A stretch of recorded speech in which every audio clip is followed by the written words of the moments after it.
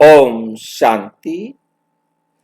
23 मार्च 2026 आज की साकार मुरली रंगीन बड़े बड़े अक्षरों में पढ़ें, सुने और गहराई से मंथन करें।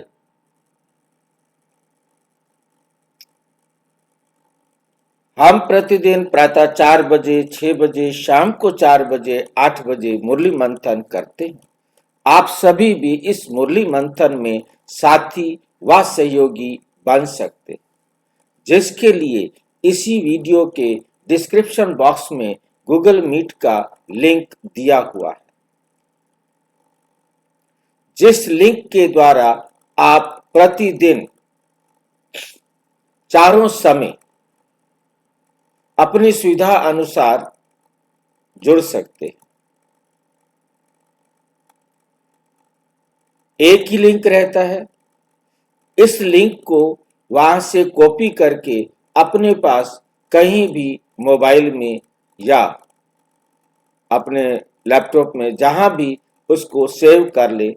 आप उसे क्लिक करेंगे तो खुल जाएगा, परंतु YouTube में आपके इसमें क्लिक करेंगे तो नहीं खुलेगा। यहां से कॉपी करो, अपने मोबाइल में कहीं पर भी आप उसे सेव करके रख लें और उसके बाद रोजाना उसे क्लिक करें और जुड़ जाए। बहुत ही सहज और बहुत ही इजी होता है रोजाना अपने पास जुड़ने के लिए।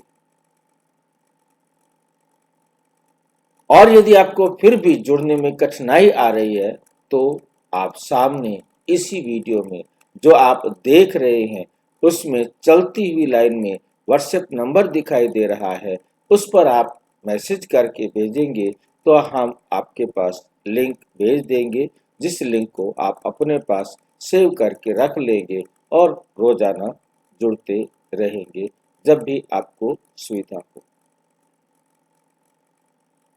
इसके साथ हमने क्वेश्चनियर को डेवलप किया है मुरली से संबंधित प्रश्नों को पूछने का। उसमें 20 प्रश्न होंगे और प्रत्येक प्रश्न 5 नंबर का होगा, और उसमें यह सुविधा भी है कि आप उसे इंग्लिश में और हिंदी में दोनों में जैसे सुविधा हो, आप एक ही वही आंसर इंग्लिश में भी लिखा हुआ है, वही आंसर और क्वेश्चन हिंदी में भी लिखा हुआ है। आप क्लिक करेंगे, आपका आंसर लॉक हो जाएगा और आप जितने भी देंगे राइट और रॉन्ग वो आपको मिल जाएगा। इसके साथ अभी हम इसके साथ जोड़ने वाले हैं जो हम आपके पास रोजाना PDF, HTML और वीडियोस हम अलग भेजते थे, वो भी आपको इसी क्वेश्चनियर में भेजने का प्रयास कर रहे हैं। और जैसे सफलता मिलेगी तो आपको एक ही क्वेश्चनियर में PDF भी मिल जाएगी, HTML भी मिल जाएगी, ऑडियो भी मिलेगी, वीडियो भी मिलेगी, और उस दिन जितने हमारे वीडियोस YouTube पर लाइव होंगे तो उनको भी आपके पास भेज देंगे। आप सबके सहयोग से, आपके अपने सुझाव से आप सुझाव देंगे, हम उसी प्रकार से करते चलेंगे ताकि सबको सुविधा हो। एक ही इस क्वेश्चनियर में सब कुछ आपको मिल जाएगा, इसके लिए हम तैयारी कर रहे हैं। अच्छा, ओम शांति। आज की साकार मुरली का सार। हाँ जी, कुछ पूछ रहे? हाँ, मैं पूछ रही थी भाई जी, 20 तारीख की आ रही थी, बाकी 21-22 की तो नहीं आ रहा था ये जो आप भेजते हो। 22 का आया होगा। 22 का जब तक आपके पास पहुंचा होगा तब तक उसका जो लिंक था वो चेंज हो गया, वो लिंक उन्होंने दोबारा नहीं भेजा। 23 का आज आपके पास पहुंच जाएगा, क्योंकि वो पहले हमने सोचा था कि एक दिन पहले भेज दें, परंतु क्या है कि एक दिन पहले भेजने में मुरली तो भाई बहनों ने पढ़ी नहीं होती, उसका आंसर दे नहीं सकते। पहले भेजने का मतलब हमारा ये था कि हम पहले भेजेंगे तो अपने भाई बहनों के पास सभी आगे व्हाट्सएप पर भेज सकते हैं। और भाई बहू ने देखा था कल सारा मेरा फोन खोल के, तो कह रही मम्मी 21 का है 20 हाँ का, तो 20 का कह रही थी आगे नंबर 8 नंबर 7 आगे मम्मी एक कटा, तो बहू से ठीक, दिखवाती हूँ। हाँ हाँ ठीक है, मतलब एक बार थोड़ा सीख जाएंगे ना, फिर दिक्कत नहीं होगी, ज्यादा नहीं मुश्किल नहीं। वो तो कह रही थी कि शाम को मम्मी मैं ड्यूटी से आती हूँ, आप मुझे दिखाया करो, मैं डेली कर दूंगी हाँ देख लूंगी। कोई नहीं, आज आपके पास आ जाएगा, क्योंकि कल मैंने बना दिया था, उनको मैंने कहा कि एडवांस मत भेजो, पहले मैंने ही कहा था उनको कि एडवांस भेज दो, ताकि जो है ना, मैंने कहा कि सवेरे जिस टाइम भी आप उठो आप उसको सबके पास भेज देना, तो वो भेज देंगे। अभी जैसे ही सवेरे सवेरे जैसे भी वो उठेंगे तो इसको भेज देंगे, ताकि मुरली भी पढ़ लें, और मुरली पढ़ने के बाद ही क्वेश्चन पूछे जाएं तो अच्छा है। बाकी देखते हैं कि पहले भेजना ठीक है कि बाद में भेजना ठीक है, उसको ठीक देखेंगे। भाई, ओम शांति। ओम शांति।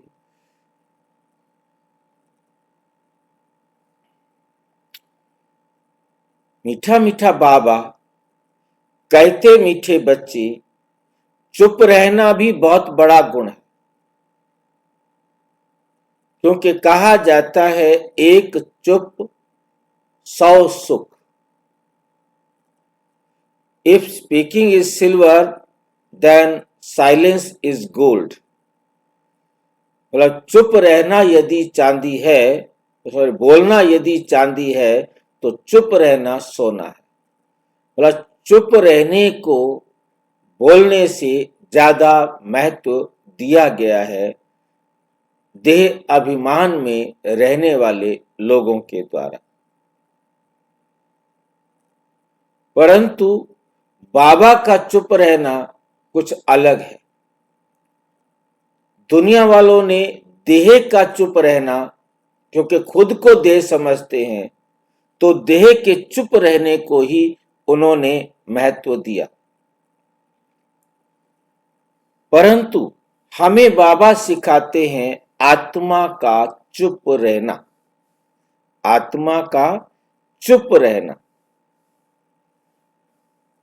मुंह से कितना भी बोलो, परंतु आत्मा से चुप रहना। इसे कौन समझ पा रहा है कि यह आत्मा का चुप रहना क्या बला होती है?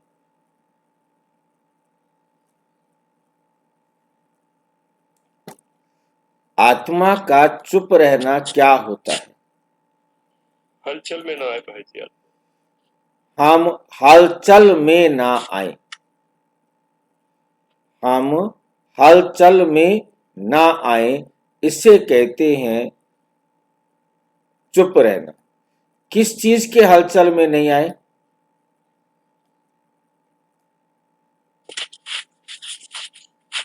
परिस्थितियों के कोई भी ये वजह हुई, इस वजह से मुझे बोलना पड़ा, इस कारण से ऐसा हुआ, या कोई परिस्थिति मेरे को उत्तेजित कर दे, मेरी आवाज बदल दे।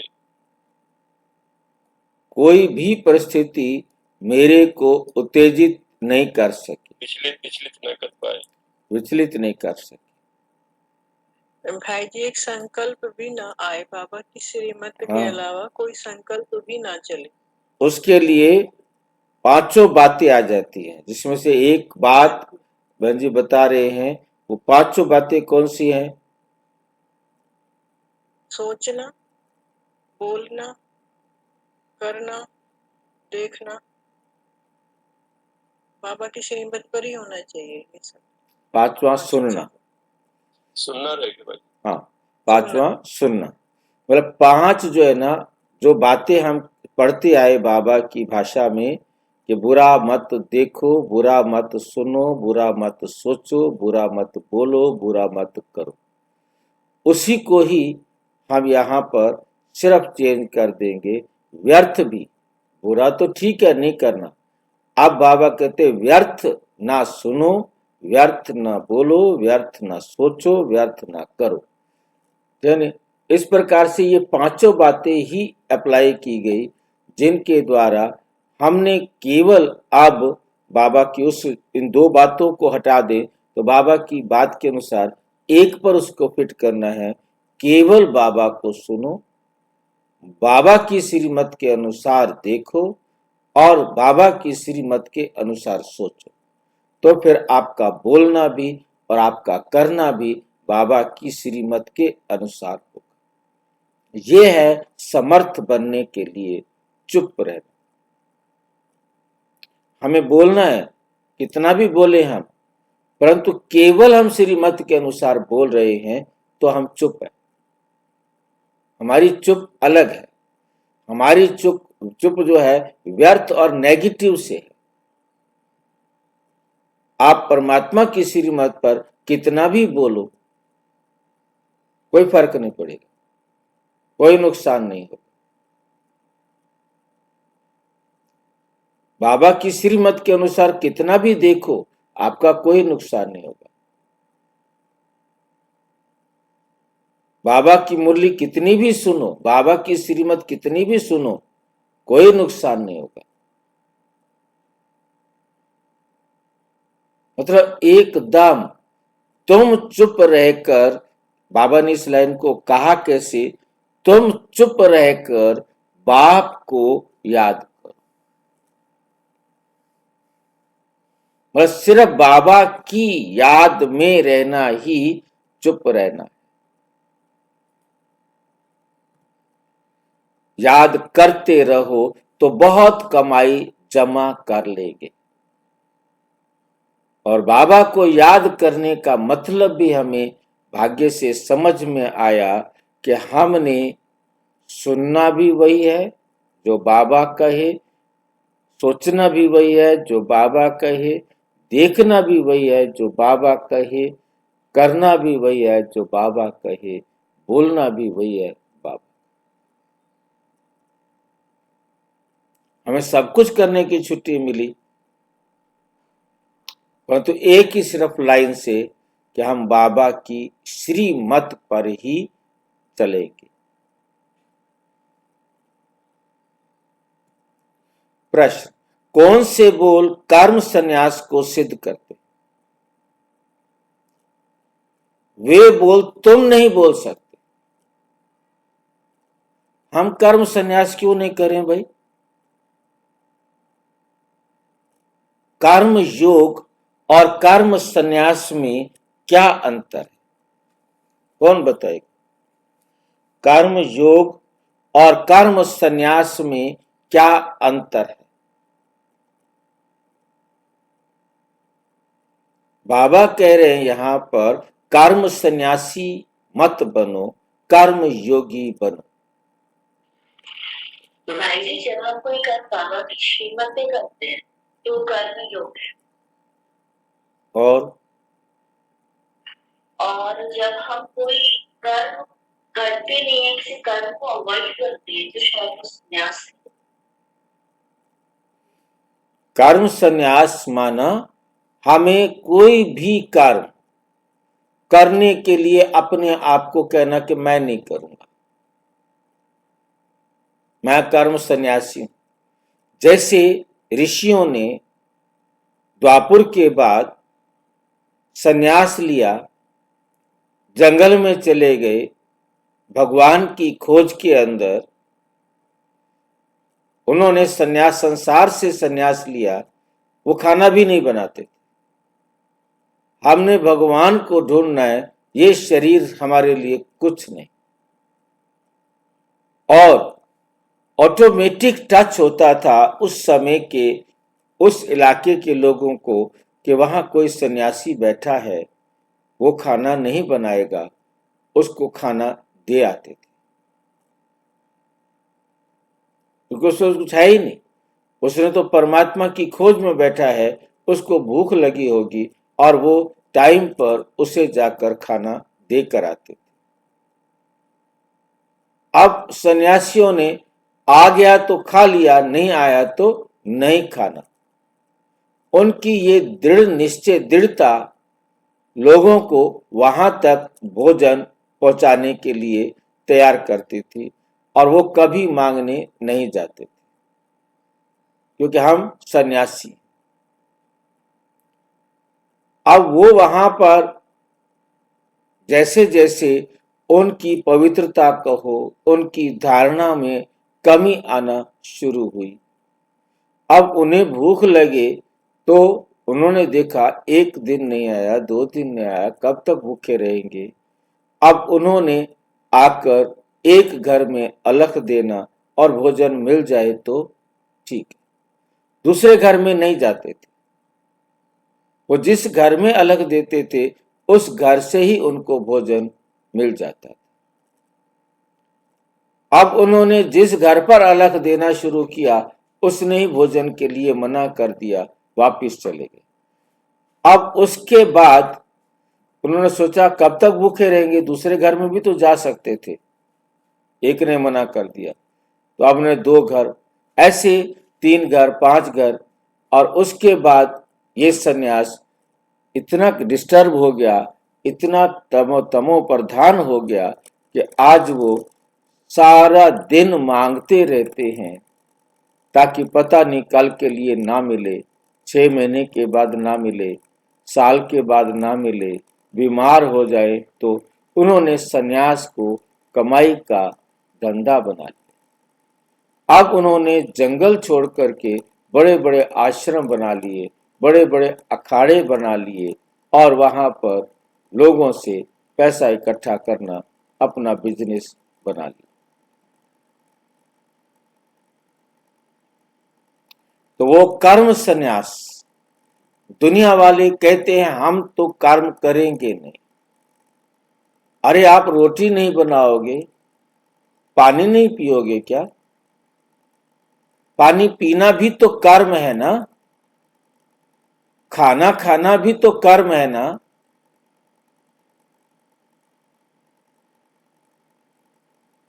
हम कर्म सन्यास स्वयं को कर्म सन्यासी नहीं कर सकते।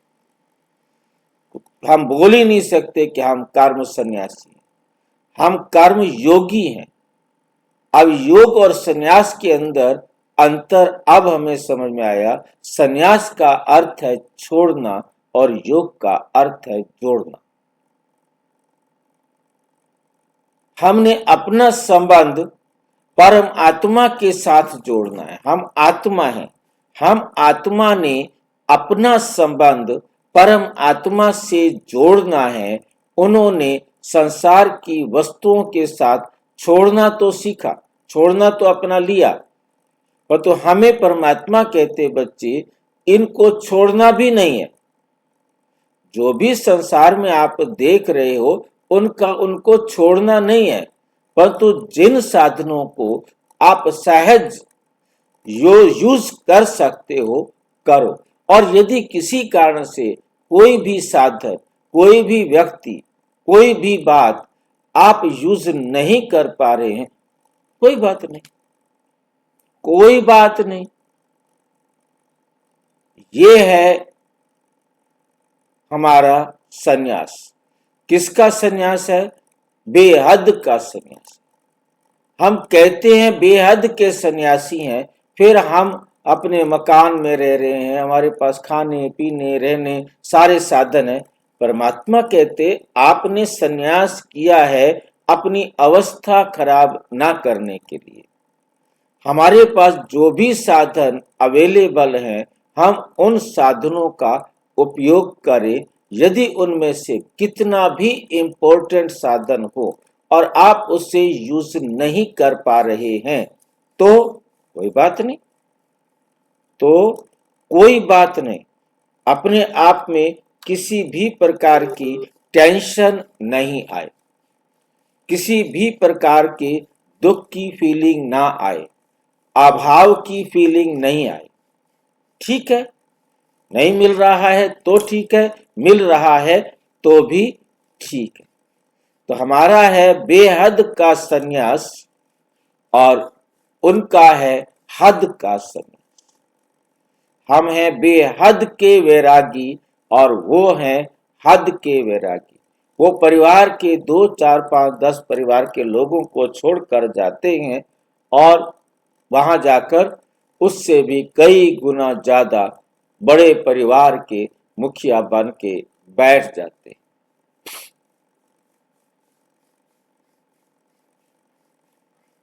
कौन से बोल कर्म संन्यास को सिद्ध करते हैं, वो बोल तुम नहीं बोल सकते।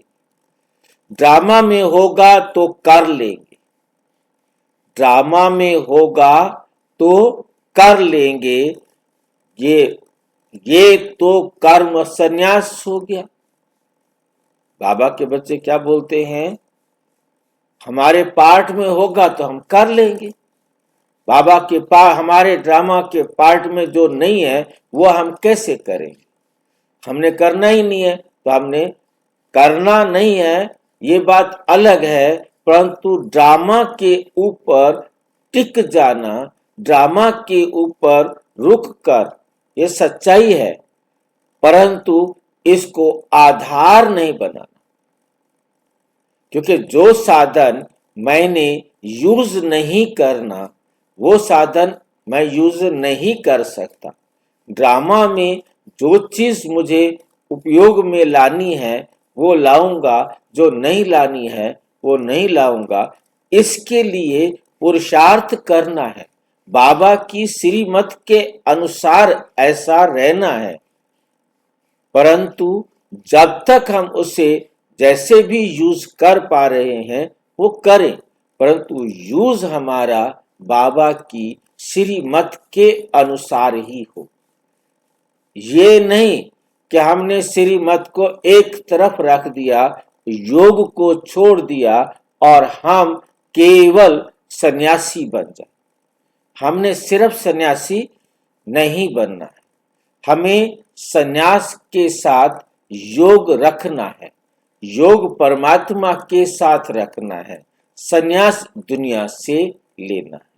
बाबा की श्रीमत पर जो है वो हमें चलना है। बाबा की श्रीमत हमारा योग है, कर्म सन्यास में छोड़ना है, योग नहीं है। हमारा सन्यास के साथ योग जरूरी है। परमात्मा की श्रीमत के अनुसार ही हमने संसार को छोड़ना है, अपनी मर्जी के अनुसार संसार को नहीं छोड़ना।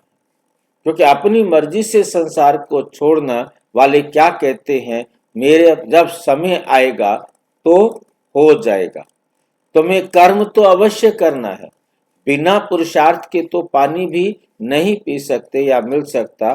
इसलिए ड्रामा कहकर छोड़ नहीं देना, ड्रामा कहकर छोड़ नहीं देना। नई राजधानी में ऊंच पद पाना है तो खूब पुरुषार्थ करो, पुरुषार्थ को नहीं छोड़ना, पुरुषार्थ से संन्यास नहीं करना। हमने संसार की वस्तुओं से संन्यास करना है, परंतु हमने पुरुषार्थ से संन्यास नहीं करना।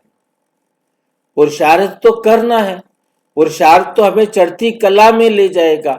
हमने पुरुषार्थ को ही छोड़ दिया तो हम कैसे कर्म योगी बनेंगे।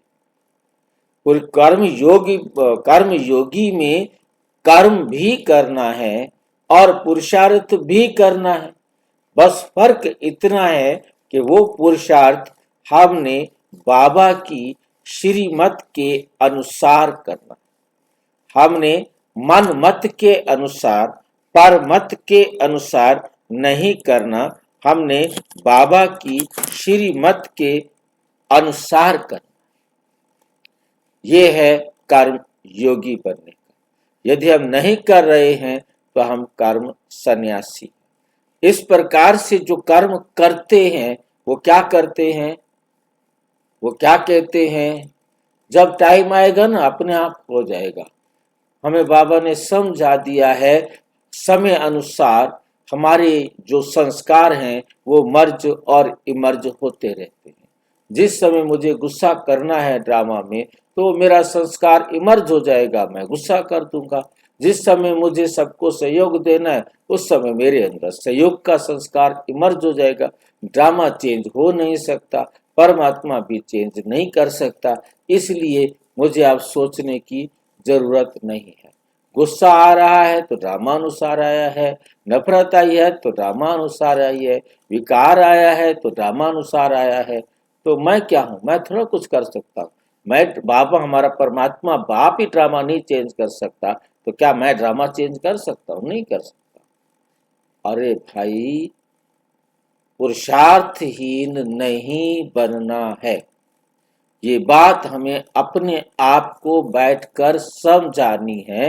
हमें बाबा की श्रीमत के अनुसार अपने आप को चलाने का ही तो पुरुषार्थ करना है। उसमें तो कोई समझौता नहीं कर सकते। समझाने वाला मैं हूं या समझाने वाला तुमको टाइम है। टाइम आएगा तो हो जाएगा, टाइम आएगा तो हो जाएगा, फिर इनाम आपको थोड़ा मिलेगा। इनाम तो फिर टाइम को मिलेगा ना, आपको फिर कोई इनाम मिलने वाला नहीं, क्योंकि समय ने किया।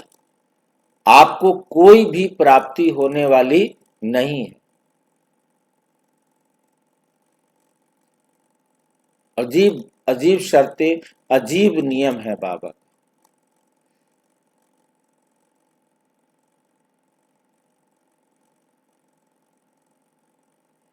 बाबा की श्रीमत के अनुसार चलने की मेहनत, चलने का पुरुषार्थ करना ही है। इसके लिए बाबा आगे मुरली में कहते, टीचर तुम्हारा बाप है कि टाइम है? टाइम तुम्हें सिखाएगा, फिर क्या करोगे? फेल होते रहोगे, फेल होते रहोगे, आप दिल शिकस्त होते जाओगे। बेशक ये कहते रहोगे कि ड्रामा अनुसार ऐसा ही होना था, मैं कुछ कर तो ना सकता। ठीक है, ड्रामा अनुसार ये होना था, पर तो आप अपनी तरफ से पुरुषार्थ करते तो ड्रामा फिर चेंज हो जाता। ड्रामा नया नहीं बनने वाला, होना ड्रामा अनुसार है, परंतु आप पुरुषार्थ तो करो।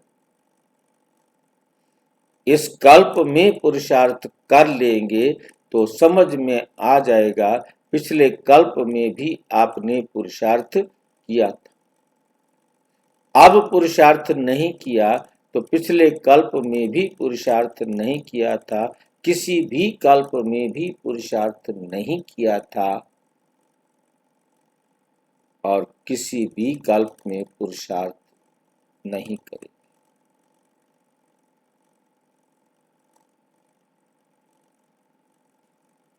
अटेंशन देना है कि हमको ऐसे शब्द नहीं बोलने जो हमको अलबेला बना दें, आलसी बना दें, अपना भाग्य लिखने से रोक दें।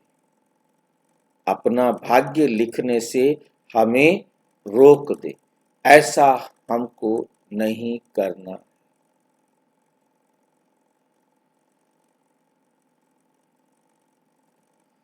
ओम शांति। पहले पहले बच्चों को सावधानी मिलती है कि बाप को याद करो, वर्षे को याद करो, मन मना भाव। ये अक्षर भी व्यास ने लिखा है, संस्कृत में तो बाप ने समझाया नहीं। बाबा तो संस्कृत में हमें नहीं समझाते, ये व्यास ने लिखा है। बाप तो हिंदी में ही समझाते हैं। बच्चों को कहते हैं कि बाप को और वर्षे को याद करो। यह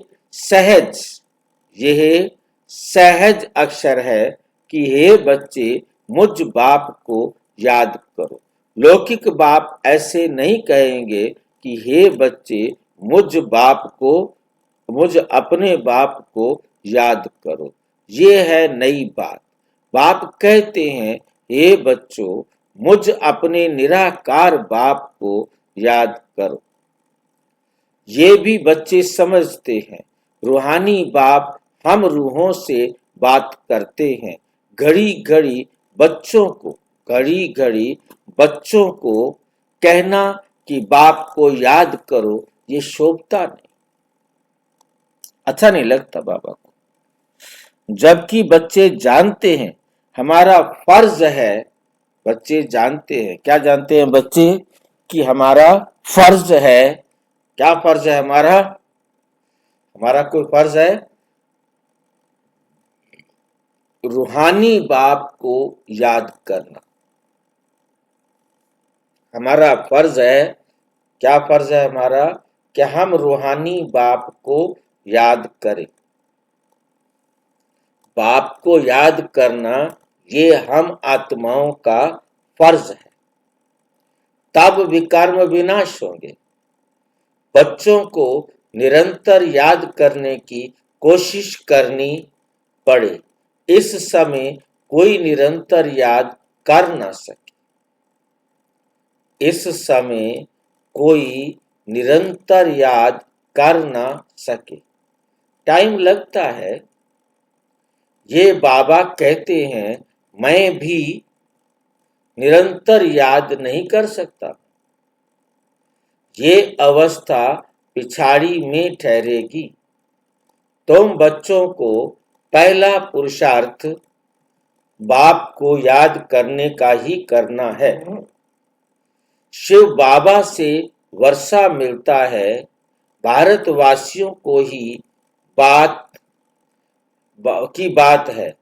ये स्थापना होती है देवी राजधानी की, और जो धर्म स्थापन करते हैं उसमें कोई डिफिकल्टी नहीं होती। उनके पिछाड़ी आते ही रहते हैं। यहाँ देवी देवता धर्म वाले जो हैं उनको ज्ञान से उठाना पड़ता है, मेहनत लगती है। बाकी धर्म पिताएं आते हैं, जो उस धर्म को मानने वाली आत्माएं हैं वो उसके पीछे पीछे चलती जाती है। परंतु वहां कोई मेहनत नहीं करनी पड़ती, यहाँ मेहनत लगती है। गीता भागवत शास्त्रों में ये नहीं है कि बाप संगम पर राजधानी स्थापन करते हैं। किसी भी दुनिया के शास्त्र में नहीं लिखा हुआ कि भगवान आते हैं और आकर नई राजधानी स्थापन करते। ऐसा किसी भी शास्त्र में नहीं लिखा। गीता में लिखा है कि पांडव पहाड़ों पर चले गए, इतना बड़ा युद्ध करके 18 अक्षौणी सेना को मार के, अपने परिवार को मार के, विधवाओं बुढ़ों को बच्चों को छोड़ के कहाँ चले गए? पहाड़ों पर। क्यों जा रहे हो भाई? हमने पाप किया है।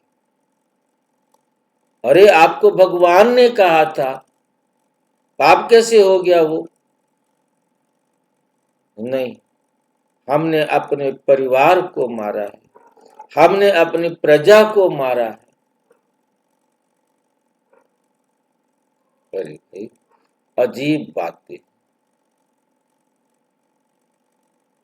सारी प्रजा खड़ी होगी, हमें कैसी अवस्था में छोड़कर जा रहे हो? कोई असर ही नहीं है। वो बच्चा अभिमन्यु का पैदा होगा, वो तुम्हारा राजा बनेगा। अरे भाई वो गर्भ में है, पैदा होगा तो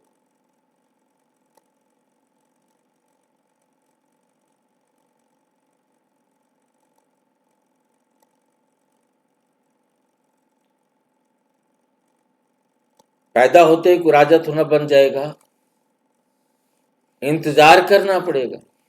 तब तक बिना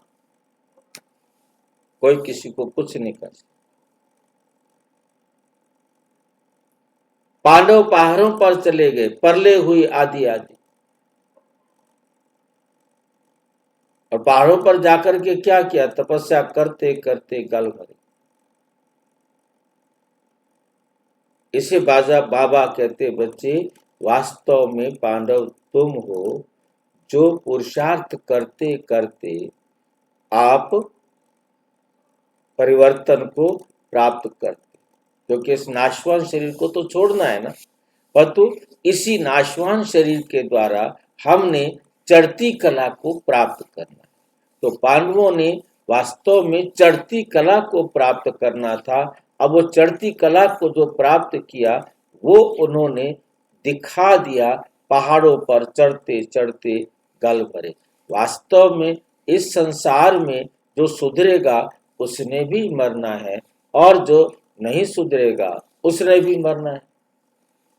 परंतु उनको ये समझ में नहीं आया कि संसार में रहते हुए अपने आप को, चरित्र को ऊपर उठाना है। उन्होंने दिखा दिया कि ऊपर चढ़ने के लिए कहा है, वो हिमालय पर ही चढ़ते चढ़ते गल भरे होंगे। उन्होंने अपनी एजम्पशन, अपना अनुमान, अपना जो है विचार रख दिया।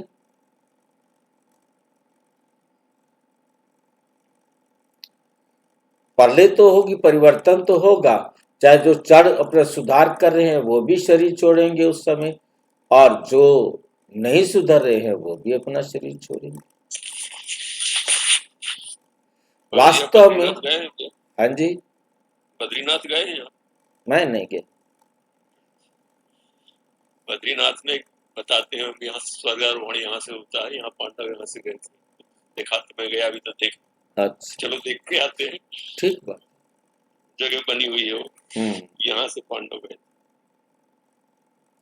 वो दिखाते पांडव यहाँ रहते थे, ये पांडवों के स्ना वो क्या बोलते हैं हथियार मिले हैं, और जबकि सारे सबूत तो देते हैं भाई जी। और सारी बात क्या है कि ये हुए ही नहीं थे। और रामायण के भी सारे सबूत मिलते, श्रीलंका में कोई सबूत नहीं है भाई जी। सिर्फ अब क्या होता है ना, किसी को कहो कि ये था, अच्छा जी अब क्या करोगे, नाज क्या है। अब उन्होंने एक पैर पे एक जो है ना चट्टान के ऊपर कुछ ऐसी पैर जैसी आकृति, वो काफी बड़ी, मतलब काफी बड़ी, ये हनुमान जी का पैर है। यहाँ पैर रखा तो चट्टान के ऊपर ये पैर बन गया। अरे भाई इतना बड़ा पैर कैसे बन गया। वह थोड़ा उस समय से बड़े कुछ इस प्रकार से अनुमान लगता है कि ऐसा होगा। बाकी को ये शहर में भाई जी 2 पहाड़ियां थी, एक पहाड़ी की चट्टान के ऊपर घोड़े के पैर का निशान बना, तो बस महारानी फलानी थी, वो इस पहाड़ी से कूदता था, उनका घोड़ा इस पहाड़ी पे देखो उनके पैर का निशान बना। हाँ, अब एक पहाड़ी से दूसरी पहाड़ी 4-5 किलोमीटर का अंतर है दोनों, उतनी लंबी छलांग लगाता था घोड़ा। मतलब घोड़ा चला गया होगा, परंतु उसके खुर में इतनी ताकत थी, बाकी सारी जगहों पर निशान नहीं बने, एक वहां जाकर के निशान बने। हाँ, चट्टान पे बन गया, बाकी सारे निशान मिट गए।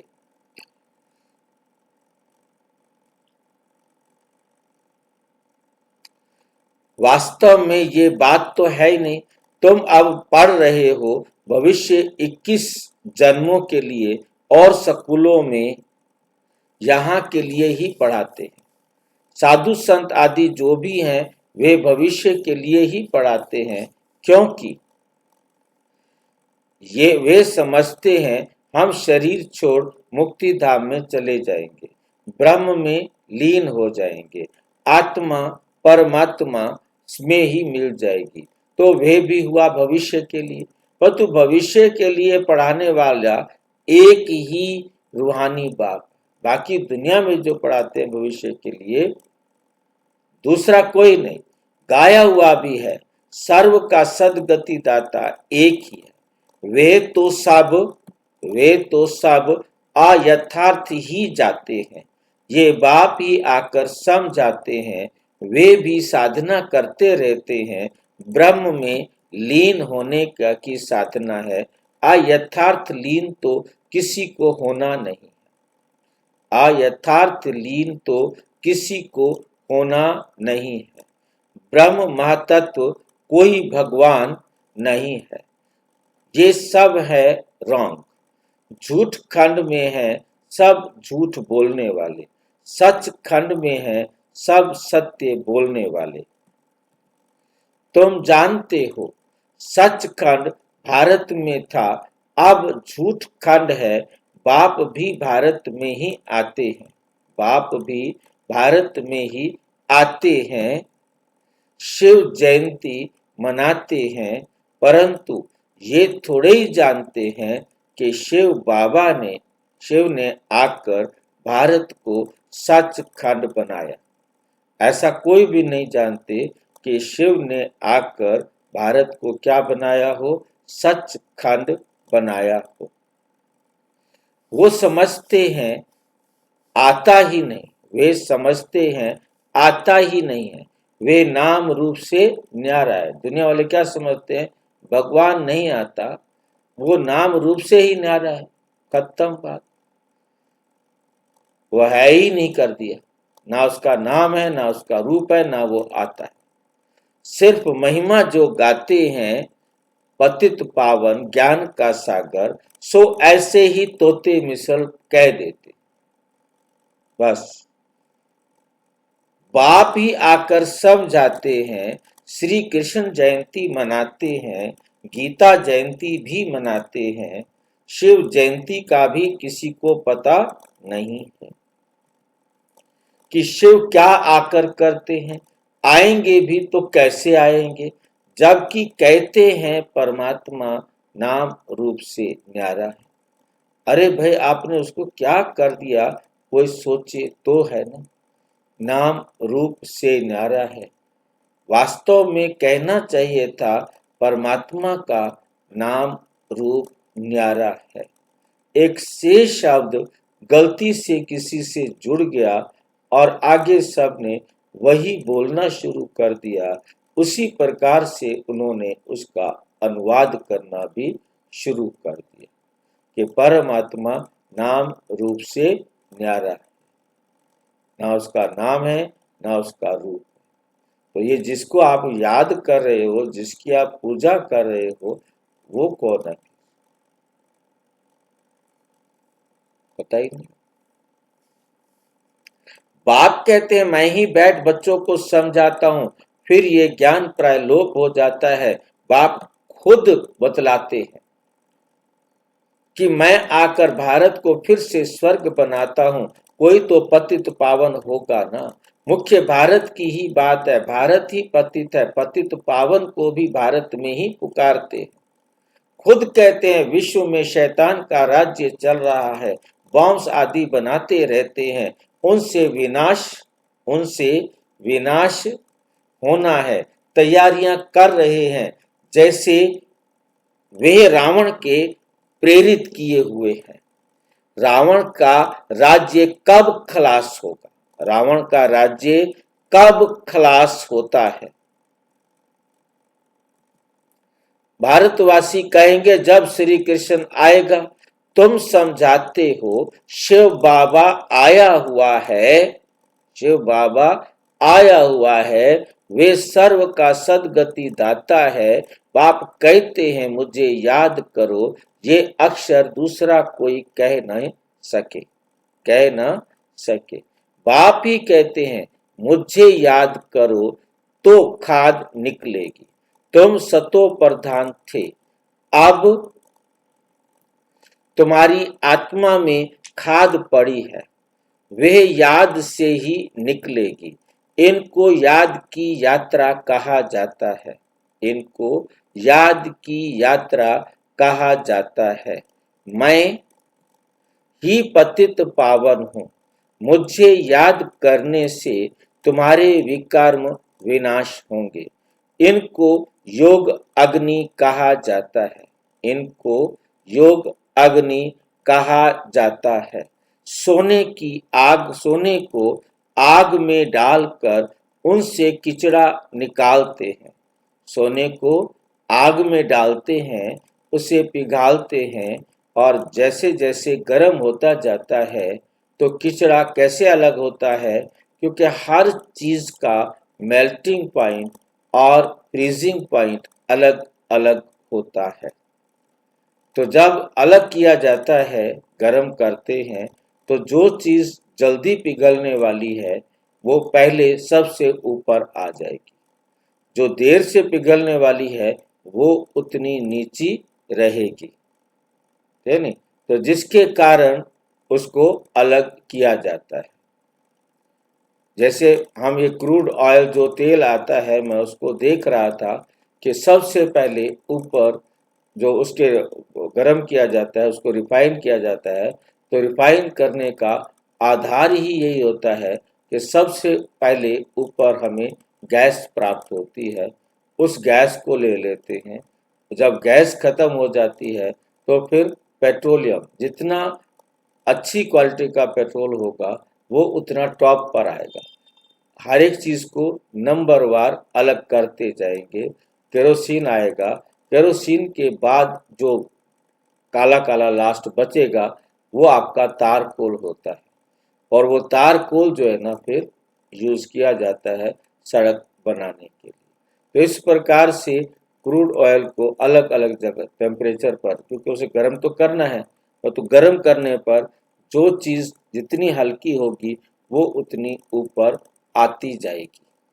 तो इस पर उसको अलग करते हैं। इसी प्रकार सोने में तांबा है, चांदी है, ये सब चीजें अपने अपने टेम्परेचर पर पिघलेगी। तो सबसे पहले सोना पिघलेगा, अलग कर लेंगे।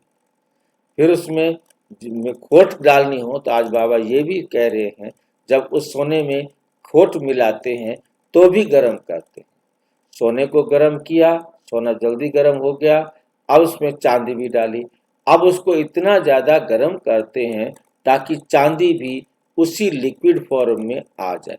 तो जब दोनों लिक्विड फॉर्म में आ जाते हैं तो दोनों आपस में मिलकर एक हो जाते हैं। जब उसे ठंडा करते हैं तो वो चांदी उसमें मिक्स हो चुकी होती है, तो थोड़ा सोने से चांदी थोड़ा सा हार्ड है, और तांबा उससे भी ज्यादा हार्ड है, और लोहा उससे भी ज्यादा हार्ड है। तो जो मेटल उसके अंदर मिलाया जाएगा, अब जो आज ये हमारा खोट वाला मिलता है तो वो तांबा मिलाया जाता है, या दूसरी धातुएं जो हार्ड धातु होंगी उनको मिलाया जाता है। आज आप 10 कैरेट का सोना ले लो, 8 कैरेट का सोना ले लो, 15 कैरेट का सोना ले लो, जिस कैरेट में सोना चाहते हो ले लो। तो बाकी क्या है, उसके अंदर कोई ना कोई और धातु मिक्स की गई है, उससे वो ज्यादा हार्ड हो जाता है और सोना उसमें कम होता है।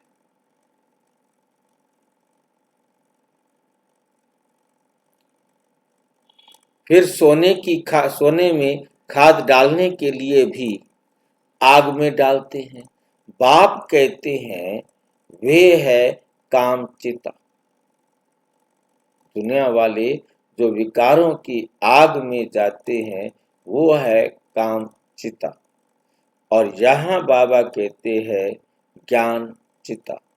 इस योग अग्नि से खाद निकलेगी और तुम श्री कृष्णपुरी में जाने के लायक बनेंगे। कृष्ण जयंती पर श्री कृष्ण को बुलाते हैं। तुम जानते हो श्री कृष्ण को भी बाप से वर्षा मिलता है। श्री कृष्ण स्वर्ग का मालिक था। श्री कृष्ण क्या था? स्वर्ग का मालिक था। बाप ने श्री कृष्ण को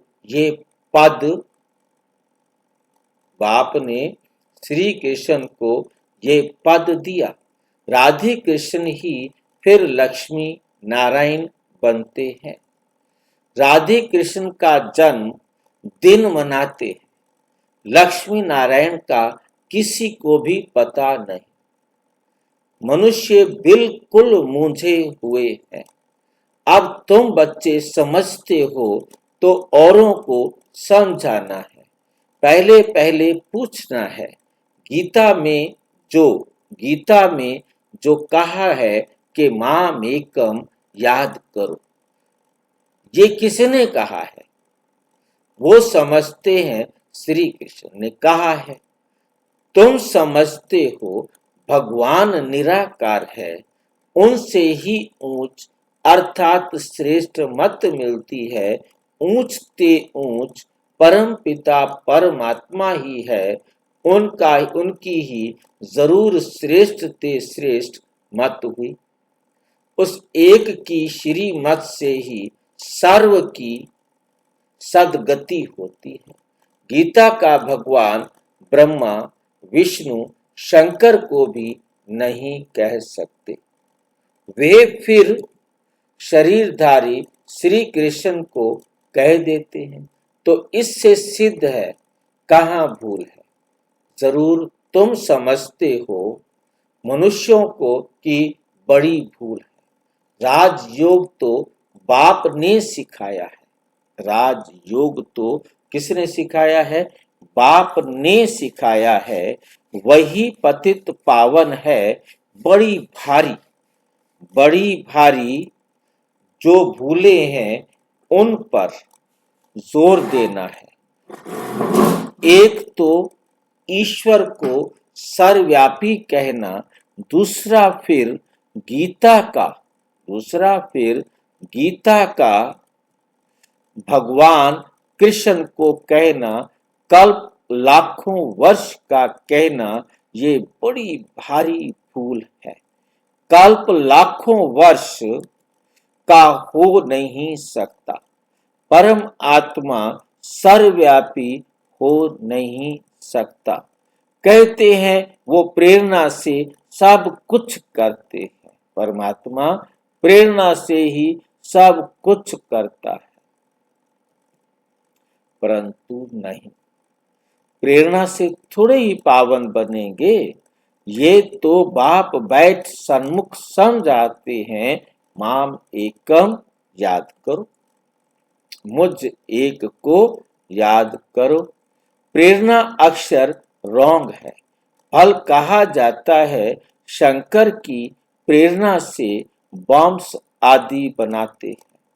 शंकर की प्रेरणा से बॉम्ब्स आदि बनाते हैं, परंतु ये ड्रामा में सारी नूंद है। इस यज्ञ से ही ये विनाश ज्वाला निकली है। प्रेरणा नहीं करते, ये तो विनाश अर्थ निमित्त बने हैं। ड्रामा में नूंद है, शिव बाबा का ही सारा पार्ट है। उनके बाद फिर पार्ट है ब्रह्मा विष्णु शंकर का। ब्रह्मा ब्राह्मण रचते हैं, वही फिर विष्णुपुरी के मालिक बनते हैं। फिर 84 जन्मों का चक्र लगाकर तुम आकर ब्रह्मा वंशी बने हो। लक्ष्मी नारायण सो फिर आकर ब्रह्मा सरस्वती बनते हैं। ये भी समझाया है कि इन द्वारा एडॉप्ट करते हैं, इसलिए इसको बड़ी मम्मा कहते हैं। वे फिर निमित्त बनी हुई है। वे फिर निमित्त बनी हुई है। कलश माताओं को दिया जाता है। सबसे बड़ी सितार सरस्वती को दी है, सबसे तीखी है।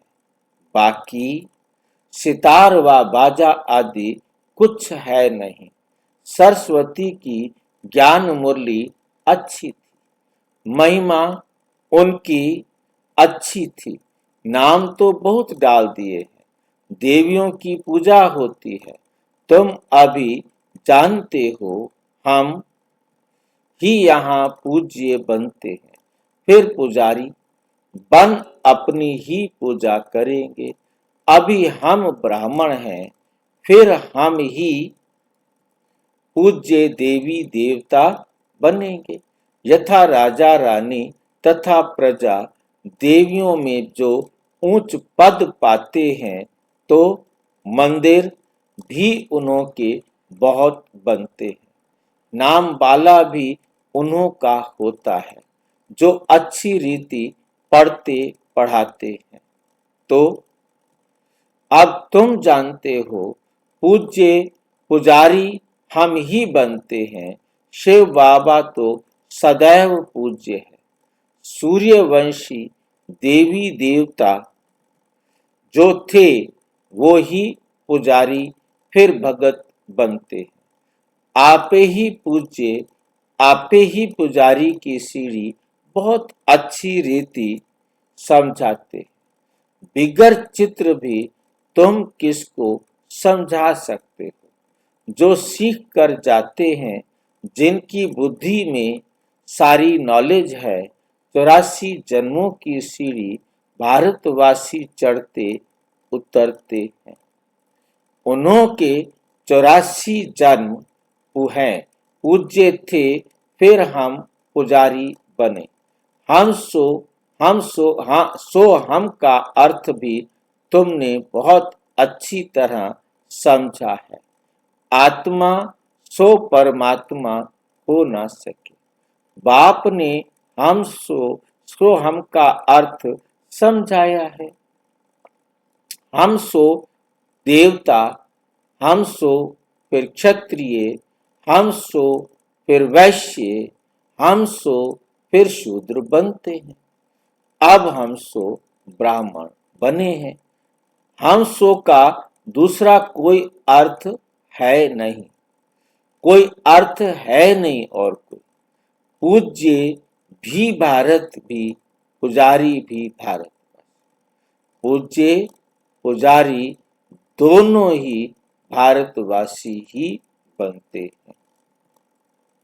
और धर्म में कोई पूज्य पुजारी नहीं बनते, दूसरे किसी धर्म में पूज्य और पुजारी नहीं बनते हैं।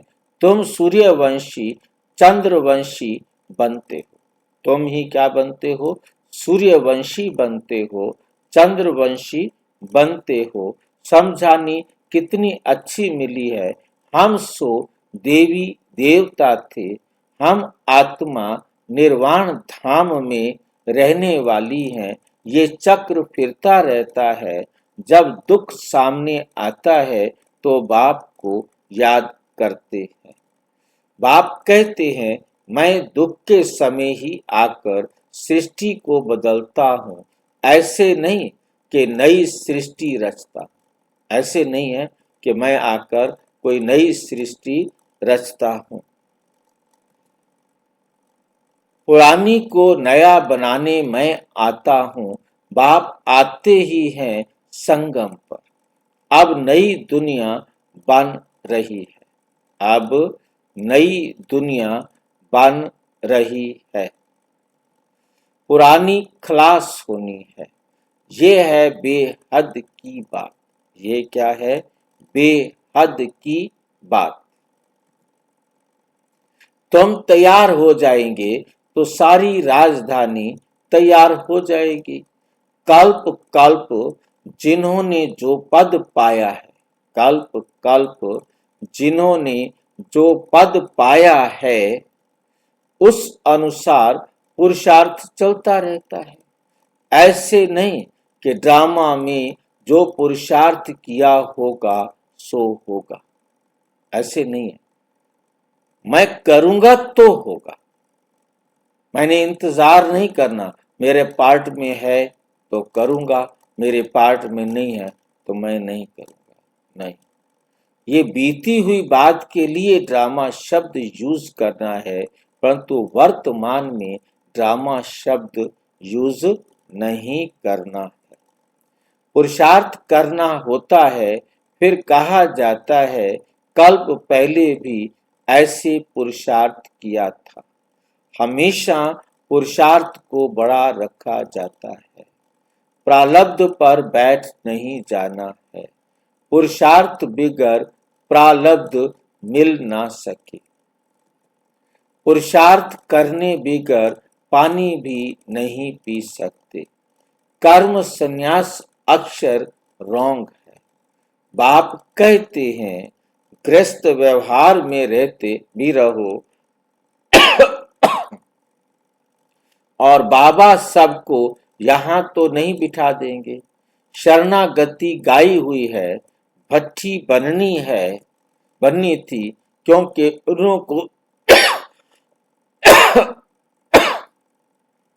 उन्हों को तंग किया गया, तो आकर बाप के पास शरण ली। शरण तो देनी पड़े ना। शरण एक परम पिता परम आत्मा की ही ली जाती है, गुरु आदि की शरण नहीं ली जाती। जब बहुत दुख होता है तब तंग होकर आकर शरण लेते हैं। गुरुओं के पास कोई तंग होकर नहीं आ जाते। वहां तो ऐसे ही जाते हैं। तुम रावण से बहुत तंग हुए हो, अब राम आया है रावण से छुड़ाने। यह तुमको शरण में लेते हैं। तुम कहते हो बाबा हम आपके हैं। गृहस्थ व्यवहार में रहते भी शरण शिव बाबा की ली है। बाबा हम आपकी ही मत पर चलेंगे। बाबा हम आपकी ही मत पर चलेंगे।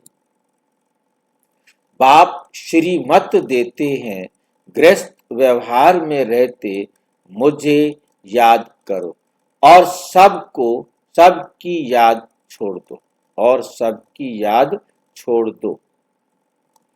मेरी याद से ही विकर्म विनाश होंगे।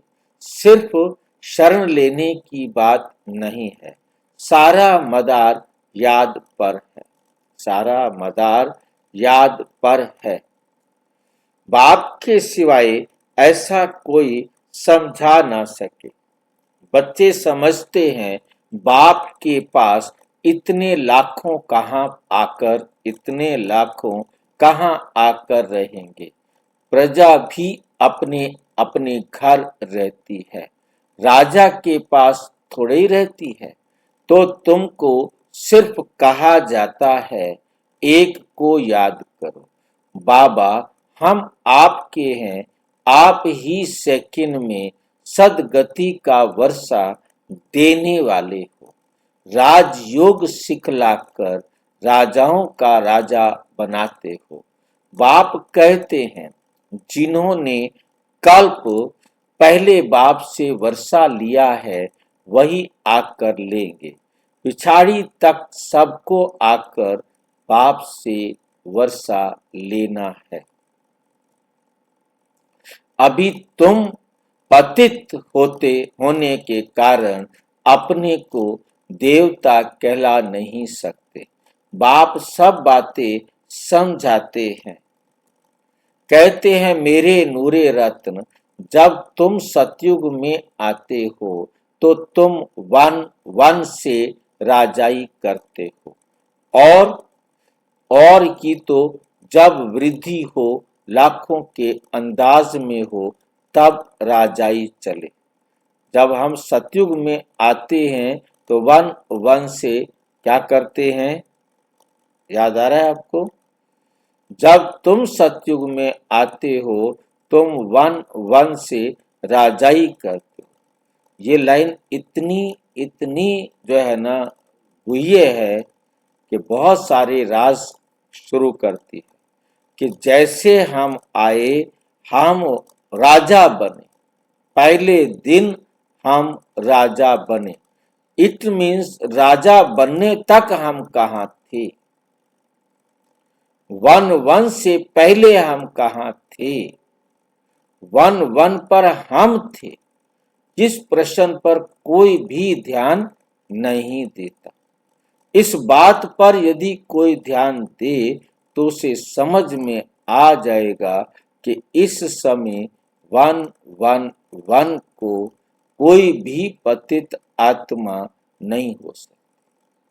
किसी का पिता माता भाई बंधु नहीं हो सकता। सभी स्वतंत्र होंगे और सभी एक दूसरे के सहयोगी होंगे।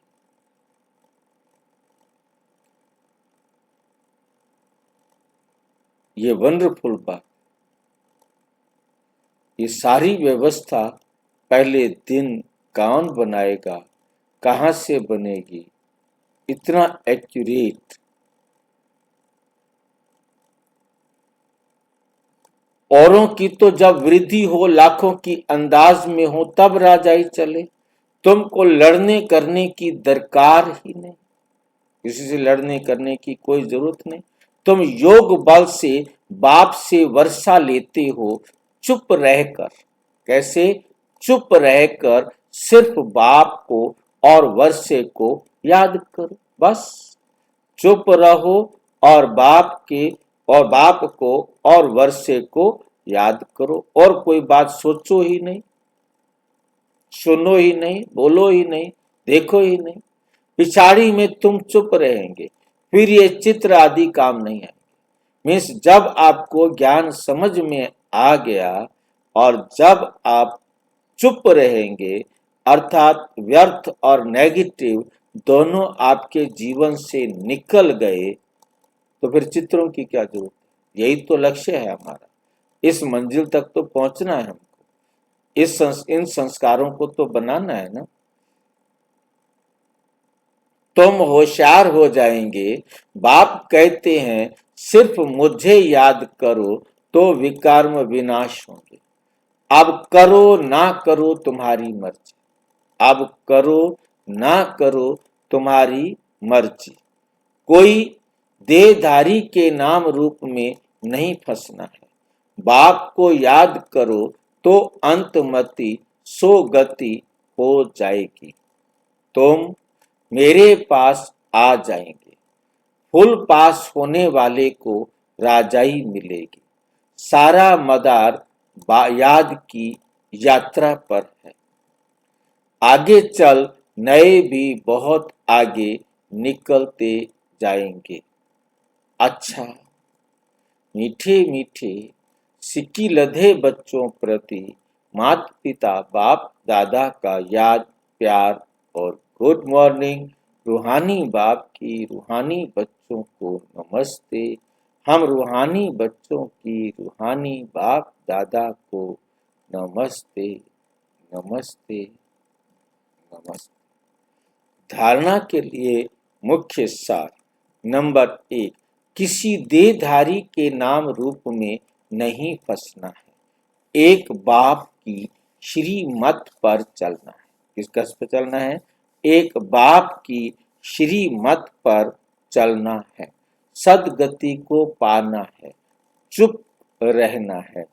भविष्य 21 जन्मों के लिए अच्छी रीति पढ़ना है, अच्छी रीति पढ़ना है और दूसरों को पढ़ाना है।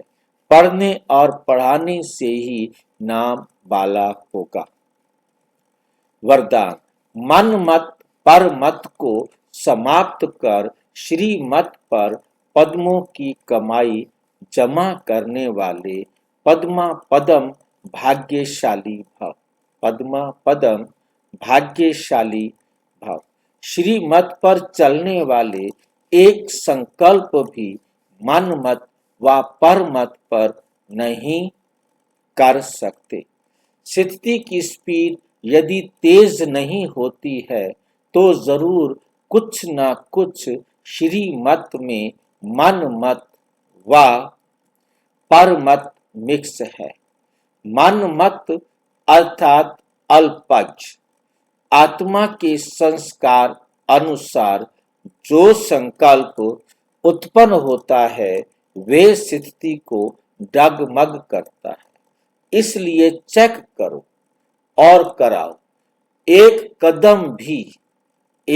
कदम भी श्रीमत के बिना ना हो। तब पद्मों की कमाई जमा कर पद्मा पदम भाग्यशाली बन सकेंगे। स्लोगन।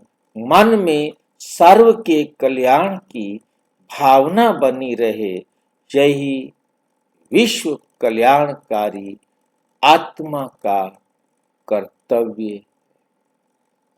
आत्मा का कर्तव्य। अव्यक्त इशारा। निश्चय के फाउंडेशन को मजबूत कर सदा निर्भय, कोई भय नहीं हमें, निश्चिंत रहो, कोई चिंता नहीं। जो हुआ अच्छा, जो हो रहा है वो अच्छा, और जो होगा वह भी अच्छा।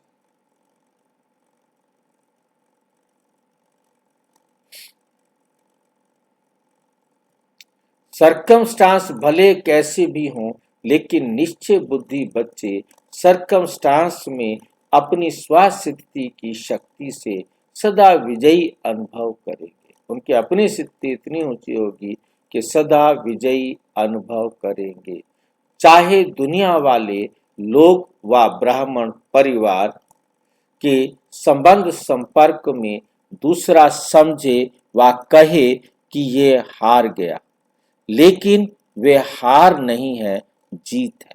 वे हार नहीं है, क्या है वो? जीत है। कोई भी सेवा की, संगठन की प्रकृति को की परिस्थिति स्वस्थिति को व श्रेष्ठ स्थिति को डगमग करती है, तो ये भी बंधन मुक्त स्थिति नहीं है। इस बंधन से भी मुक्त बनो, इस बंधन से भी क्या बनो? मुक्त बनो। अच्छा, ओम शांति। और विस्तार से जानने के लिए प्रजापिता ब्रह्मा कुमारी ईश्वरीय विश्वविद्यालय के किसी भी सेवा केंद्र पर संपर्क करें, और यदि कोई प्रश्न है तो 9213106986 पर केवल टेलीग्राम करें। 9650692270 पर केवल व्हाट्सएप करें, फोन नहीं। ओम शांति।